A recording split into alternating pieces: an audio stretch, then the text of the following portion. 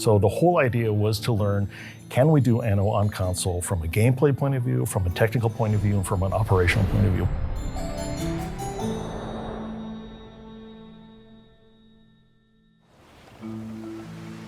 When we did our dev streams for the Anno DLCs or general Anno streams, we always saw comments from people that kind of wished that Anno 1800 was coming to consoles. And the cool part was that we were also exploring in that direction.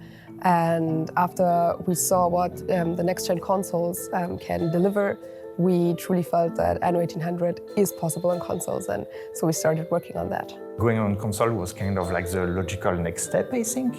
We could finally actually create an Anno experience that is not like slimmed down or like simplified. So it's a full Anno experience basically on console, and that's what the new console allows us to do basically. We had to radically reduce the memory consumption so it would actually run on the consoles.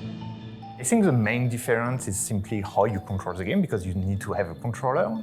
And since you are playing in the living room, we need to create a UI that is actually readable from a distance. There were some cases where it felt like we didn't have enough buttons for our controllers. It was kind of a struggle having 51 buttons and here 16. On the console, we narrowed it down to more specific modes and only give you the controls that you need in that current context. One of the important aspects in the game is the minimap that you always have in the corner. On PC, you can just move your mouse and click on the minimap. It's easy, right? But on the controller, you couldn't do that. So we had to create a new menu just to open full screen the minimap. And so you have suddenly all the information that are visible from the couch in the living room.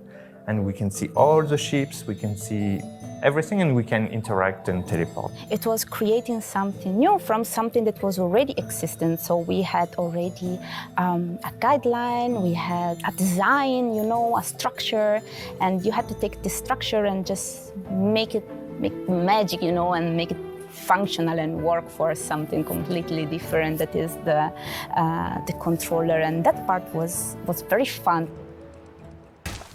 We actually explored doing Anno 1800 on the last generation of consoles, but at that time it was determined that the horsepower just simply wasn't there.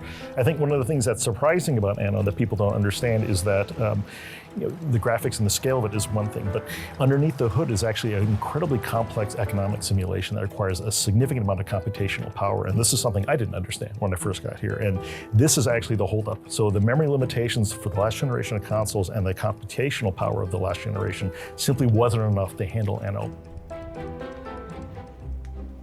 You have to know that Easter eggs are just implemented, and basically not everybody knows about it in the dev team. So if you explore your cities, you run into some funny stuff at some point.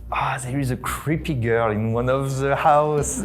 like when you realize that she's looking at you through the window with her eyes, it's just like super creepy. Like that was really surprising to me, yeah. We actually sometimes check subreddits and see if some Easter eggs have been already found, and then we always write that or talk about it here in the office. So it's always quite a fun experience when we finally see somebody finding an Easter egg that hasn't been found before.